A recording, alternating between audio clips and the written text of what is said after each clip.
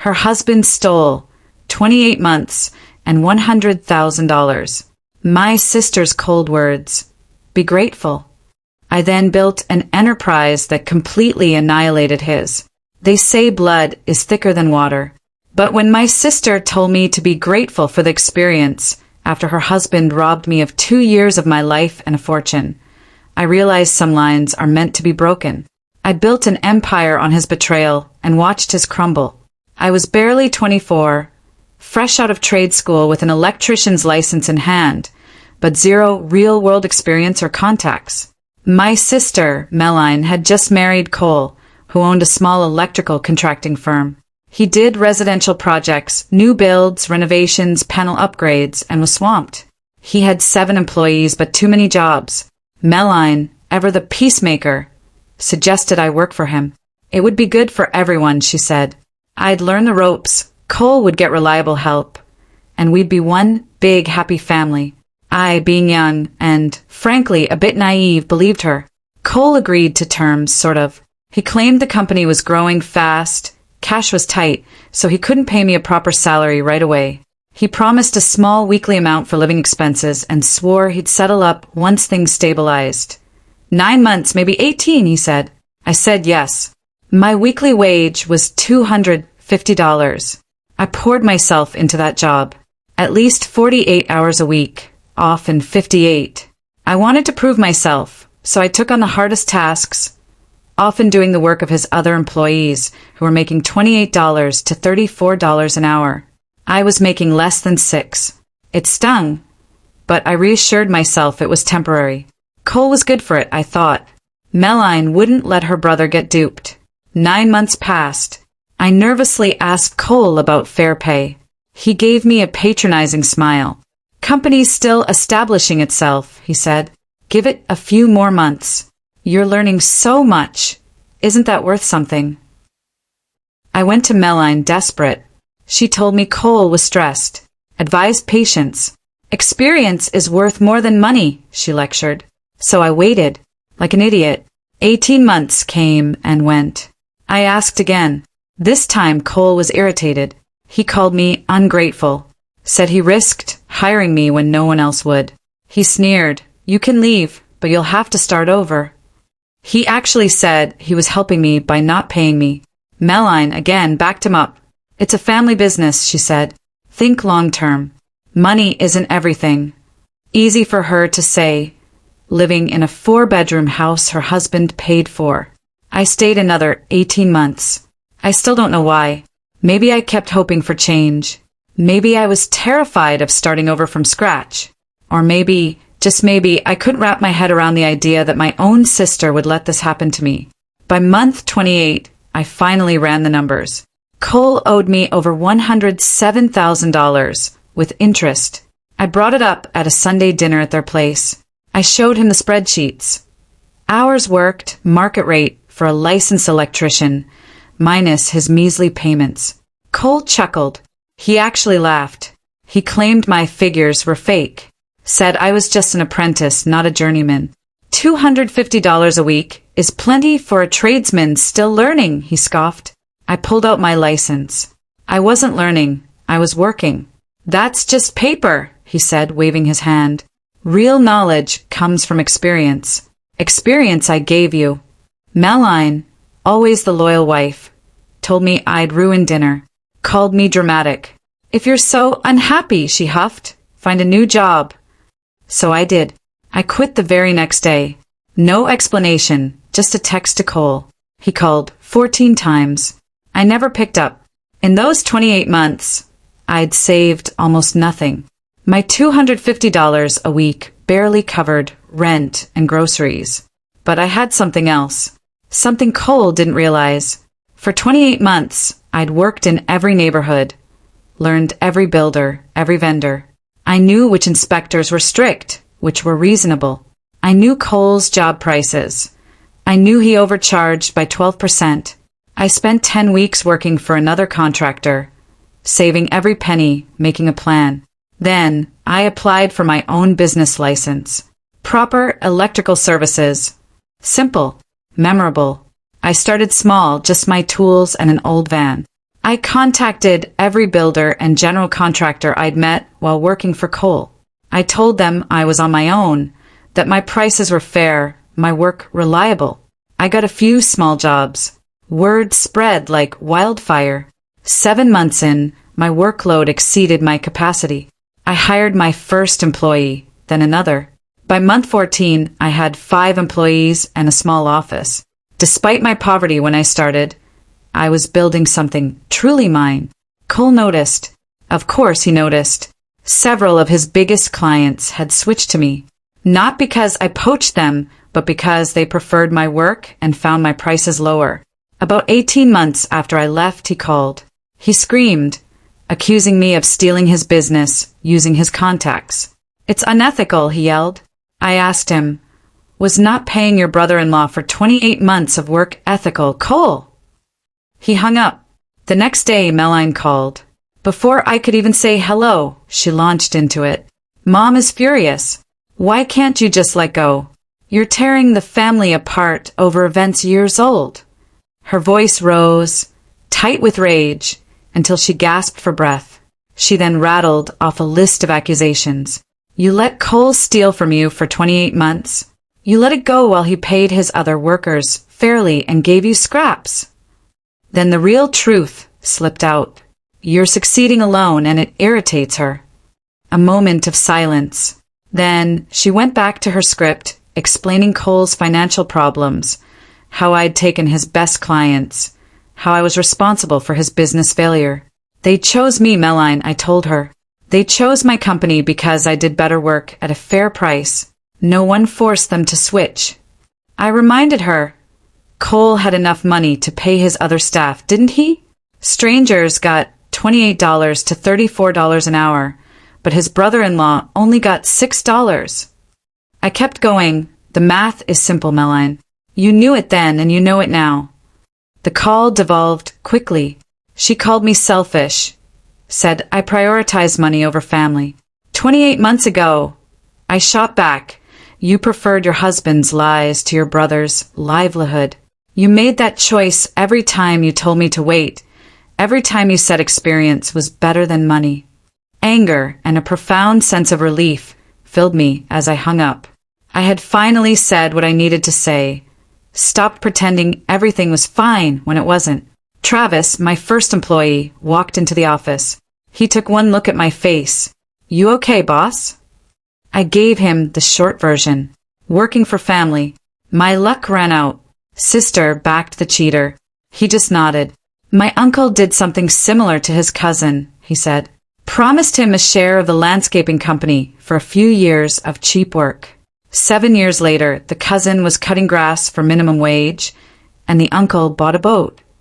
He sighed. Some family members just think you're free labor.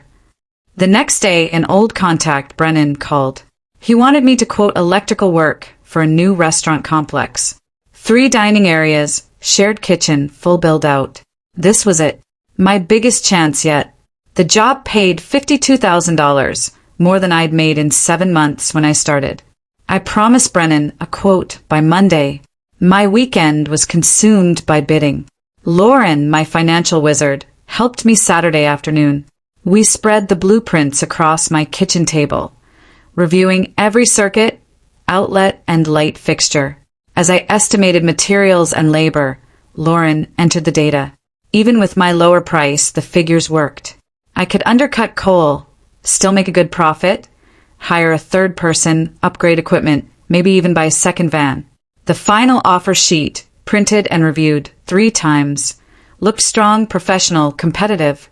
Brennan got the bid Monday morning. That afternoon he called. You got the job. He praised my professional, competitive quote. Cole's bid, he said, was 12% higher. Just a paper proposal, no breakdown, no details. Brennan said my comprehensive bid convinced him I was in control. The following week, I hired Ethan, 24, fresh out of trade school, just like I'd been. Eager to work, eager to prove himself. He showed up for the interview in clean work clothes, a packet of his license and exam scores. I asked his pay expectations. Whatever you think is fair, he said, I'm new. I offered him $24 an hour. His eyes widened. Are you serious? I am, I said, remembering my own struggles. My staff will never feel that way. Mason, one of Cole's employees, texted me out of the blue. Heard about the restaurant job. Congrats. He said Cole's treatment of me was always wrong. Other crew members agreed, but no one dared speak up. I thanked him and asked about Cole's business. Things are tough, Mason replied. Cole was snapping at everyone, bidding on jobs like he was desperate. The atmosphere was toxic. Mason reported 3 more clients had recently left Cole, independently of me. Word was Cole's work had declined. Jobs took longer. Estimates were all over the place. One client had called him 3 times to fix a panel installation. Builders talk. Reputation damage is hard to repair. Cole's business was shrinking, mine was growing. The satisfaction was real, but it didn't quite fill the hole my sister had left. Tuesday evening, Mom called. I was in the office finishing paperwork. She started with weather, then the garden, then finally her point. She invited me to Sunday dinner. Let's sit down, talk like adults, she said. Cole's willing to discuss Meline missing you. I asked what there was to discuss. We need to move on, Mom insisted. I'll talk, I said, if Cole brings a check for $107,600 plus interest. Mom quieted. You're being unreasonable, she said. Family trumps money. My jaw tightened. Cole exploited my labor for 28 months for money, I stressed. Meline made it about family when she told me to be grateful for being used. Mom claimed I was misrepresenting things. Cole is family despite his mistakes. Working 58 hours a week for $250, I countered, made me wonder if I was still family. She didn't reply. She just hoped I'd reconsider and hung up. The next Monday, the restaurant project began. Travis and Ethan were there at 6:45 a.m., vans packed. I brought the plans. We walked the site with the general contractor. A clean canvas. We installed panels, ran conduit. Travis oversaw the main dining room. Ethan the kitchen circuits. I floated, intervening as needed. The job flowed smoothly. No hidden issues, no wall surprises. By day 9, the rough-in for the first level was complete. Brennan visited Friday afternoon, clipboard in hand, reviewing our progress. He nodded at the panel installation, tested connections. Amazing, he said. Ahead of schedule, great quality. He offered more projects, asking if I was interested. Always, I told him. The following week, Veronica called. Her name popped up on my phone while I was on a supply run. Do you have time for a big project? She asked. Time matters, I replied. She needed full electrical service for a 28-unit townhouse subdivision. Work for months, she said. I asked why she called me, not her usual contractors. I'm done with Cole, she said flatly.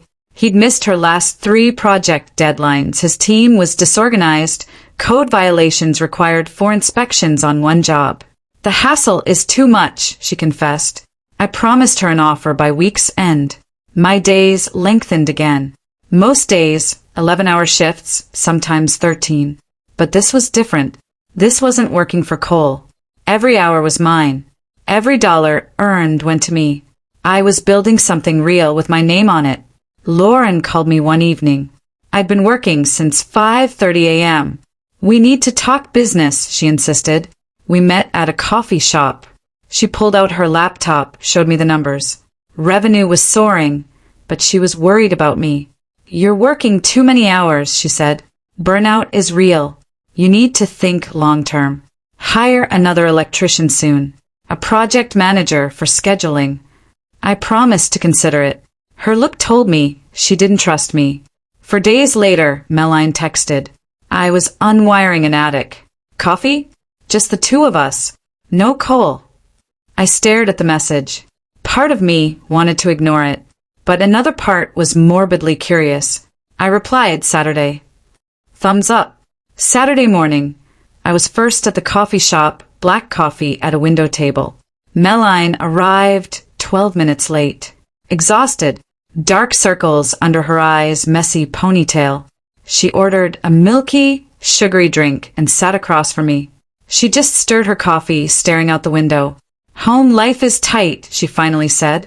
Cole was obsessed with me, my progress, while his business struggled. He was drinking more, getting angry over small things. He's fixated on you, she sighed. I said nothing, just waited. She asked how I was. Busy. Fine, I said, a hollow answer I knew she expected. Then I asked directly, do you understand my anger and why I left?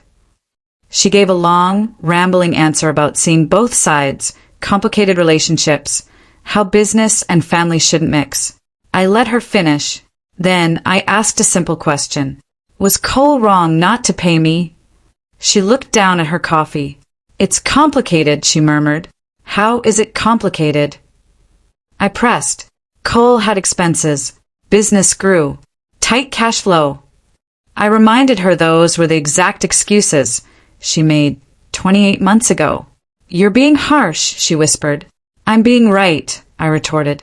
Despite my love for you, Meline, I said, I can't be with you until you admit what Cole did was theft. Not a family dispute. Not a misunderstanding. Theft. She cried. You're making me choose between my husband and my brother. Others at nearby tables looked over. I leaned forward, lowering my voice. You already made that choice 28 months ago, I said.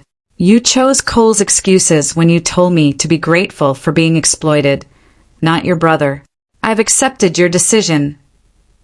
She wiped her eyes with a napkin. It's unfair, she said. Fair compensation for my efforts was my goal, I replied. We sat in silence. Then she got up and left. I finished my coffee, watched the passers-by. Sad, yes, but also clear. The muddy situation finally resolved. The next week, I prepared the townhouse bid. I measured all 28 units, calculated panel loads, wire runs. I got quotes from 4 suppliers for the best material prices. My labor costs were fair to my crew, but I kept my total below Cole's estimate. Lauren confirmed my numbers were solid, suggesting several ways to improve cash flow by adjusting the payment schedule. I submitted my bid that Friday afternoon. Monday morning, Veronica called. You're hired. My proposal was detailed, competitive, but not too low. The contract guaranteed 9 months of steady work. I could plan ahead, not scramble. Lauren helped me set up a payment schedule with draws at specific completion points.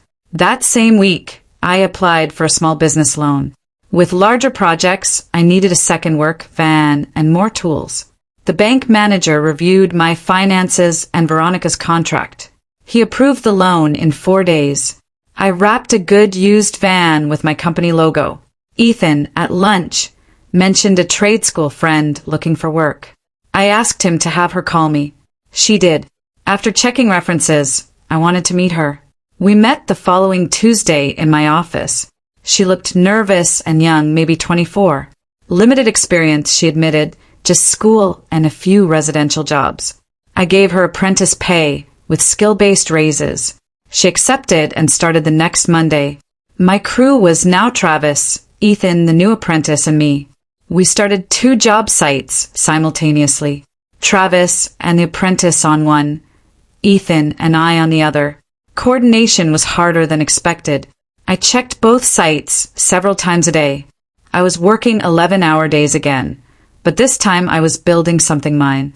Grant, a client who'd used Cole and me over the years, called me Wednesday. He informed me he'd now work exclusively with my company. I asked why. Cole's recent work is sloppy, he said. His last job needed 3 calls to fix sub-panel installation issues. Your guys are on time. Your work is cleaner. I thanked him and added him to my client list. The next week, I saw Mason at the electrical supply house. He was getting materials. I was getting townhouse wire. He stopped me by the loading dock. Cole, he said, constantly blamed me for his problems, saying I stole his clients and ruined his reputation.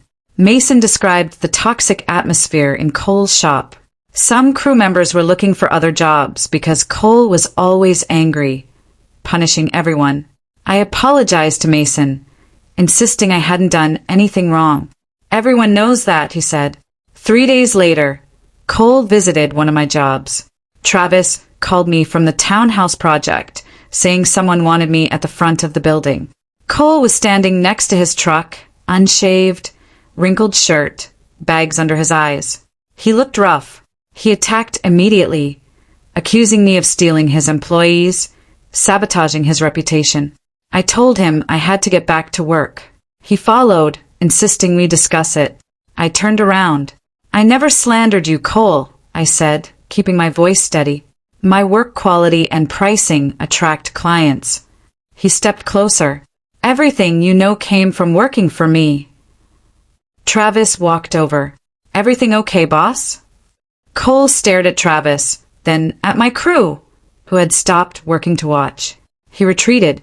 He pointed at me. This isn't over, he snarled, then drove off. I called the non-emergency police line, reported the confrontation, gave them Cole's name and license plate. The officer said it was good to document in case he escalated. That night, Brennan called. He'd heard about the job site incident. Word spreads fast. I'm fine, I told him when he asked. Brennan confirmed Cole's erratic behavior, how he was losing bids because his proposals looked rushed and desperate. Some contractors, he said, had stopped working with Cole altogether. I thanked Brennan for checking in. Melline called that night too, while I was finishing paperwork. Her voice was shaky, wet, like she'd been crying. Cole, he punched a hole in the kitchen wall. She just walked in, she said, and he'd slammed his fist through the drywall next to the fridge, screaming that I was ruining his life, taking everything. She tried to calm him, but he kept pacing and yelling. I'm scared, she whispered. Not mad, she said. Scared. The word made me feel sick. You need to leave, I told her. Stay with Mom for a few days. She was quiet, then said she didn't want to make things worse. I felt that familiar frustration again, like I had for 28 months. When your husband is punching holes in walls, I told her, worse couldn't possibly happen. She said she'd think about it and hung up. The next morning, my lawyer called about routine business paperwork. I mentioned Cole's job site visit and Melline's story. After a pause, he asked if I'd considered a formal demand letter for unpaid wages. I hadn't really thought beyond moving on, starting my own business. He explained a demand letter would document the debt, start legal action, prove Cole owed me, and refuse to pay. I thought about it for days. I didn't expect Cole to pay. The man had laughed at my numbers, but documenting it was important. Proof that I wasn't crazy, ungrateful, or dramatic. Proof that he owed me $107,600. I had the lawyer write the letter. It was a professional document. Hours worked, licensed electrician market rate, Cole's paltry payments, the staggering difference. It gave Cole 21 days to pay or propose a plan. We sent it, certified mail. I knew what would happen. I knew Cole would go ballistic, but I sent it anyway. Sometimes, you just have to admit it happened. Cole got the letter Tuesday. I know, because he called me 2 hours later, screaming. He claimed I was destroying him, called me a vindictive jerk who couldn't handle his chance, said the letter was harassment and his lawyer would silence me. After letting him vent, I finally spoke. Stealing $107,600 and treating me like a dog for 28 months, I said calmly, destroyed our relationship, Cole. The letter is factual. He called me more names and hung up. Melline texted an hour later, a long, rambling message, begging me to drop the legal action. It will bankrupt Cole. It will ruin our lives, she wailed. She accused me of cruelty. I read it 4 times before responding. My reply was brief. Cole had 28 months to pay me fairly. He didn't. He is responsible for the consequences. She didn't text back. Lauren invited me into her office the following week to review the monthly numbers. She smiled as she opened spreadsheets. My business, she showed me, had outperformed Kohl's for the fourth month in a row. The numbers were good, but seeing them lined up like that, it hit me. I had built something bigger than Kohl's in just 18 months, without exploiting anyone, without lying to family. Just fair prices and solid work. It was a long time since I'd felt this proud. Not bragging proud, but self-worth proud. That same week, Mason texted. He gave Cole his 12-day notice and asked if I was hiring. I pondered that text. Mason was Cole's lead. His leaving would gut Cole's operation. But I wouldn't turn down a skilled electrician because of Cole's feelings. I told Mason I'd consider him. But he had to understand I wouldn't get involved in Cole's drama. He said he understood, he just wanted to work somewhere the boss didn't have a breakdown every day. I asked him to call me after his notice period. Cole never responded to the demand letter. No call, no letter, nothing. My lawyer filed a lawsuit for unpaid wages. He said the court process would take months. Discovery, depositions, likely settlement talks. Signing the paperwork, I tried not to think about my sister, but I found out quickly. Mom called me 3 days after the lawsuit was filed. She was upset, like when her kids fought over something stupid. You're dividing the family over money, she cried. Melline was a mess. Cole was talking about losing everything. Drop it, she pleaded. Move on. I took a deep breath. Mom, I said. Cole exploiting me for 28 months, broke up the family. Melline tore it apart when she told me to appreciate being used. I told Mom I wouldn't pretend it didn't happen anymore. She said my stubbornness would harm me later. Maybe, I said, but I'd rather regret standing up for myself than letting others bully me. She hung up without a goodbye. Melline stopped calling after the lawsuit. After several desperate texts the first week, she went silent. Mom called 12 days later. Melline, she said, would always support her husband. Melline thought I'd attacked their family, tried to ruin Cole's business. Mom, I said, Melline chose Cole's lies over my unpaid labor a long time ago. Mom said I was stubborn, that family should forgive. She said nothing when I asked if Cole would pay me $107,600. I don't know, she said. When will you come for dinner again? When Melline is ready to accept Cole's guilt, I told her. Not before. She sighed and hung up. Knowing my sister chose Cole over me hurt, but I couldn't deny it anymore just to keep the peace. I had to accept Melline's decision, even if it felt like losing a family member. 3 days later, Veronica called. She described some regular builders she worked with, said she'd been telling them about my company, how reliable my work was compared to other contractors. She gave me 3 numbers, 3 names. All sought reliable electrical contractors. The first one I called that afternoon. Veronica recommended me, I said. He needed a quote for a 6-week commercial renovation. I inspected the site the next morning, crunched the numbers that night. The second builder called before I could even reach him. Veronica said you had fair pricing and finished on time, he said. He wanted quotes for 2 residential projects. Next month. The third builder emailed, asking about my availability for a shopping center remodel in the fall. My calendar was booked 2 months in advance, and all 3 projects were quoted within 7 days. It was strange, seeing consistent work planned so far ahead. A year ago, I barely made $250 a week. Now I had too many jobs. My company was growing through quality work and fair treatment. Cole's management style was the opposite. Cole's lawsuit was well known among contractors. Brennan called to check on my business, and I told him it was about Cole owing me unpaid wages. Brennan had heard Cole was in legal trouble, and some contractors were avoiding him. A week later, Mason texted. Cole had lost a major apartment complex contract. The client learned about the lawsuit and decided to avoid any potential hassle. Mason said the client specifically questioned Cole's business practices and reliability. In this small contractor network, everyone talks. When Cole was sued for unpaid wages, people started to wonder if he was fair to others. I didn't tell the story, but I didn't hide it either. When contractors asked, I simply told them I'd worked for almost nothing for 28 months, while Cole charged clients full price. Some then reported past billing issues with Cole. Not much, but enough to plant seeds of doubt. Cole's reputation was suffering due to years-old decisions finally catching up. Mason's 12-day notice period ended and I hired him. On his first day, he looked so relieved to work somewhere stable. We were upgrading commercial building panels. Mason worked quickly, cleanly. This crew, this experience, it's perfect for me, he announced at lunch. He told me Cole's company was down to 2 employees.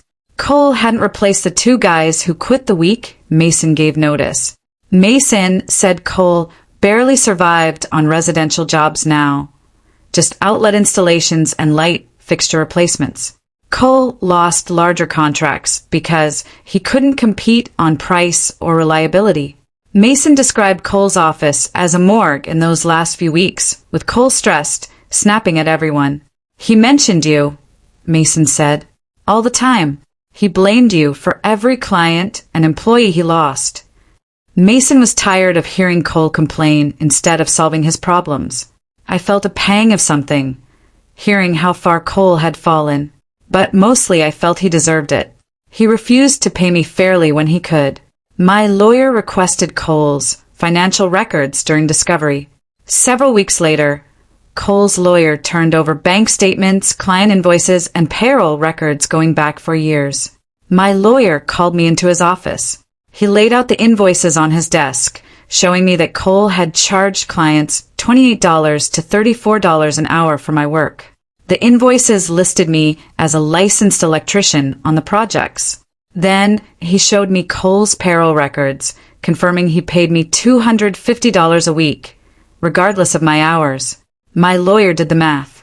Over 28 months, Cole billed clients over $116,000 for my work. My total payment was $26,000. Cole kept the $90,000 difference, claiming the company couldn't afford to pay me properly. My lawyer said this strengthened our case. It showed Cole wasn't struggling financially, but chose to lie and profit from my unpaid work. The records proved my claims of exploitation. Cole charged clients full price for a licensed electrician, paid me less than minimum wage, and pocketed the difference.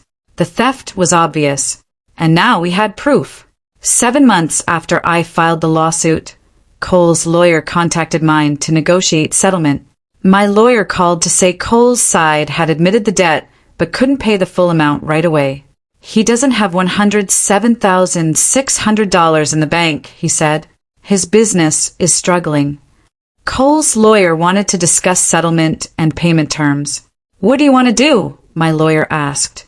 I want to hear their offer, I said, but I won't let Cole off the hook. We planned a meeting for the next week. I waited in my lawyer's office for the conference call.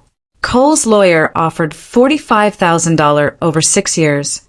My lawyer, insulted, countered with $90,000 over 30 months. Cole's lawyer claimed he couldn't afford those terms. They kept going back and forth, and I just sat there getting frustrated. Finally, Cole's lawyer proposed $72,000 over 36 months. My lawyer looked at me.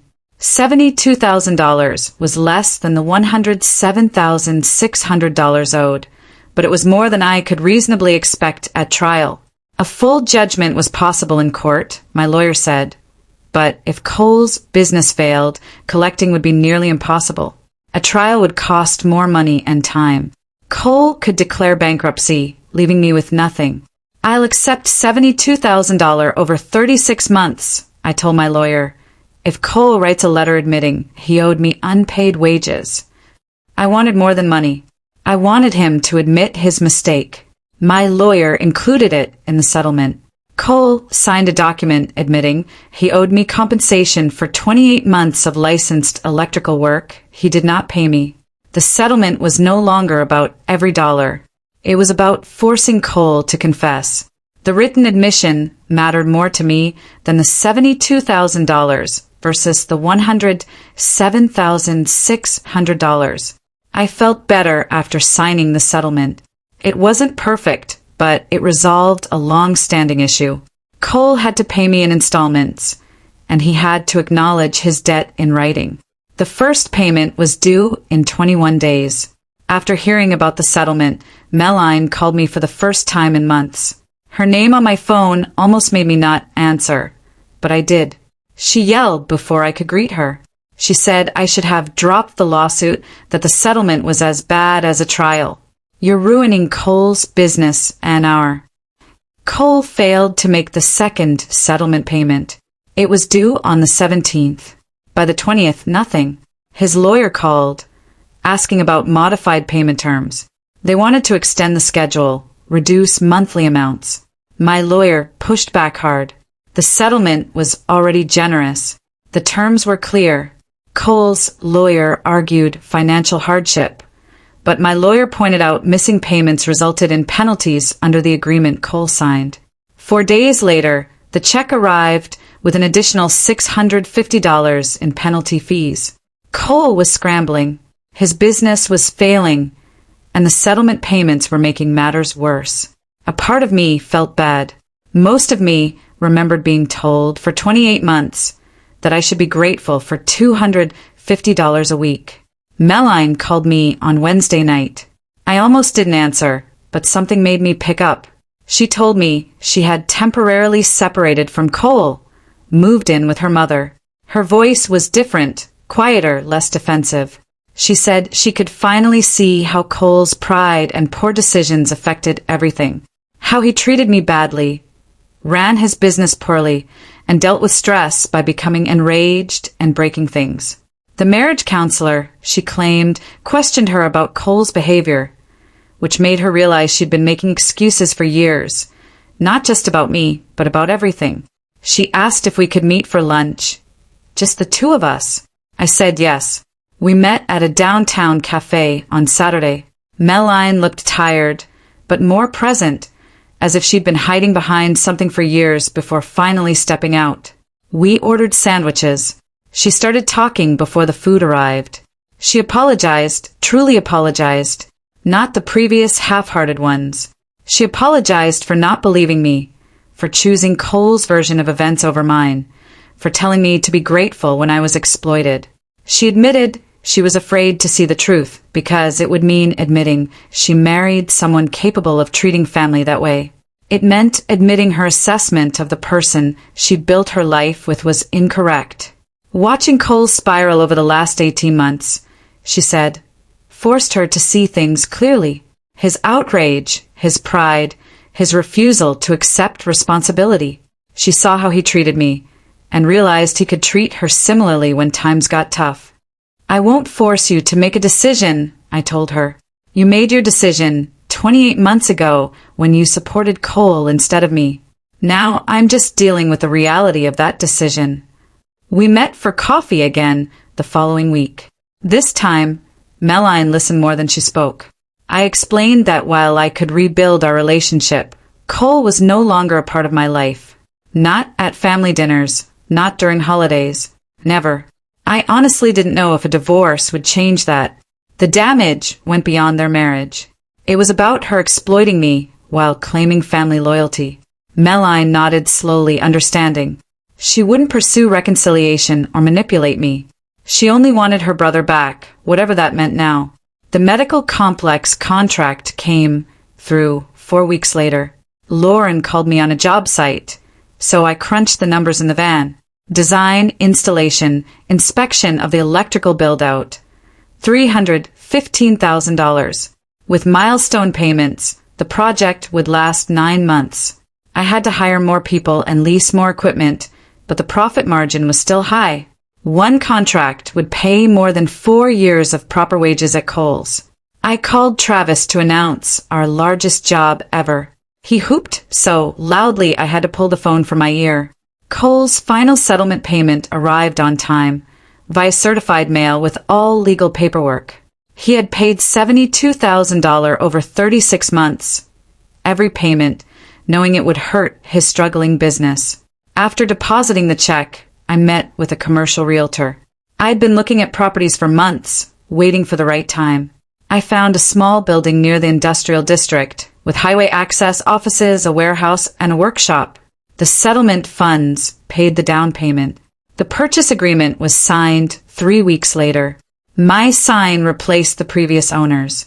Proper electrical services, boldly written on the front of a building I built from scratch, after Cole tried to keep me small, independent, and grateful for scraps. For years after texting about leaving Cole's company, I did a head count for Lauren's new employee handbook. 18 people were on staff: licensed electricians, apprentices, an office manager, a purchasing coordinator. Each received a fair wage, health insurance, and retirement contributions. Travis oversaw commercial operations. Ethan handled residential. Mason managed service and repairs. Regular clients, consistent work, and a reputation for excellence and dependability. I proved you could succeed without exploiting others. That treating workers well made them work harder and stay longer. And that family who watched you get duped and told you to be grateful wasn't worth sacrificing your dignity for. Just 2 residential workers kept Cole's business afloat. Meline and I had coffee every few weeks, carefully navigating specific topics. And Mom, finally, admitted she should have supported me sooner. "Lives for small money," she screamed. I let her finish. "Do you honestly think $72,000 over 36 months will destroy Cole?" I asked. "The amount isn't important," she retorted. "You refuse to let go and move forward." She was still missing the point. "Meline," I said, "it was never about the money. Cole cheated me for 28 months and told me to be grateful. He used my family status to deny me fair pay." Meline called me dramatic, said Cole made a mistake, but he shouldn't be punished forever. "When will you apologize for telling me to be grateful for being exploited?" I asked. Silence. She couldn't even admit her own mistake. "Cole's written debt admission," I continued, "confirms everything I said. He charged clients full price for my work, but paid me next to nothing. My settlement agreement is legal proof that I wasn't exaggerating or dramatic, as you claimed. That admission proved I was right to leave and right to demand my money." I paused. "Your loyalty was shown by your refusal to see that despite legal proof, despite the evidence that Cole exploited me, you chose him when this started and you still do." I told her I knew our relationship might never recover. We each made a choice. She accused me of sacrificing family for pride. "And you did the same," I replied, "by telling me to be grateful for being stolen from." She hung up without saying goodbye. I sat with my phone, sad but decisive. Meline wouldn't change her mind, and I wouldn't deny Cole's actions for peacekeeping. True self-disclosure sometimes ends relationships, and that was fine. My business team and clients valued my work. That was enough. For years later, I realized proper electrical services had passed the point where most small businesses fail. 18 employees were on my payroll. Travis was my operations leader. Ethan commanded his own crew. Mason made bigger jobs run smoothly with his experience. We had 3 vans, a work truck, and an office with a receptionist who answered the phone while I was out. We were known for more than just good work. We were known for treating people well. I paid everyone fairly from day one. No delays, no promises to settle up later. Someone who worked 48 hours was paid for 48 hours. After finishing a job under budget, I split the savings as bonuses. My crew knew I had their back because I showed them their weekly bank balances, not family stories. The first Cole settlement check arrived Tuesday morning. $24,000. On time, as per his lawyer's payment schedule. I just stared at it. The money was less important than what I could do with it. That afternoon, I called an office crew meeting. Everyone gathered, curious. "The settlement payment arrived," I told them, "and I'm giving half of it to you as bonuses." Travis grew quiet. His eyes turned red. "Boss," he said, voice thick, "I've been in this trade for 17 years. Never had a boss share money like that. Most contractors would have kept every penny, called it loss recovery. We built this company together," I told them. Everyone who contributed to its success deserves to reap the benefits. Mason approached me after the meeting. Saw Cole at the supply house last week, he said. Cole looked rough, tired, defeated. Mason was picking up materials for our townhouse project. Cole was grabbing a small order of basic residential supplies. Cole noticed Mason, asked how I was doing. No anger, no confrontation, Mason said. Just a quiet question. Doing well, Mason told him, and treating my crew right. Cole just nodded, paid for his materials and left. Mason said it looked like Cole was finally starting to understand what he had lost. Not just the clients or the money, but the opportunity to create something positive by treating others well. I saw Mom at the grocery store on Saturday. I was getting coffee. She was in produce. She seemed surprised but not alarmed. We talked about normal things for a minute before she mentioned Melanie and Cole were in marriage counseling. Financial stress had worsened Cole's anger issues. He'd punched another hole in the wall, yelled at Melanie over minor things. Melanie's finally seeing some problems clearly, Mom said, her tone cautious, unsure if I wanted to hear. I asked if Melanie was okay. Yes, she's handling it, Mom replied. I nodded, started to walk away, but Mom touched my arm. I understand now, she said, why you were so hurt. She apologized for not being more supportive when everything started. When I looked at her, I felt a shift. Not anger, but exhaustion. We got coffee from the shop, next to the grocery store, sat at a small table. Mom kept apologizing. Mom, I finally said, I don't want apologies. I just want you to acknowledge that what happened was wrong. That Cole stole from me and Melanie supported him. Mom nodded. I see that now. She admitted she was so focused on keeping the family together that she didn't want to see how bad Cole's treatment of me was. She made excuses for him because confronting it would have meant confronting the fact that Melanie married someone capable of such exploitation. I appreciated her candor. We finished our coffee. I love you, Mom, I said, but I can't keep pretending everything is fine with Melanie and Cole just to make family dinners easier. She understood. Brennan called me on Monday with big news. He wanted to discuss a partnership. We met in his office. A major commercial development project. A new shopping complex, multiple buildings, a complete electrical contract worth over $260,000. He said my company's reputation had grown to the point where I was competing for significant contracts. Cole's bids were sloppy, his reputation mixed, so he never got the work he wanted. Brennan had worked with me enough to know I was capable. He wanted to collaborate. His company general contracting, mine handling all electrical, profit sharing for the entire development. This was the jump I had been working towards. Commercial work, large contracts, real growth. I accepted. Immediately, I started planning the expansion. I called Lauren. We needed to restructure the business's finances for long-term growth. Within a week, I hired 2 more licensed, experienced electricians, paid them properly, assigned them to crews that already knew how to work together. Lauren helped me set up accounting for the commercial projects. The bank provided a line of credit for upfront material costs. Everything moved quickly, but it was controlled growth, not desperate expansion. I'd learned by watching Cole scramble and overextend. I was creating something that would last.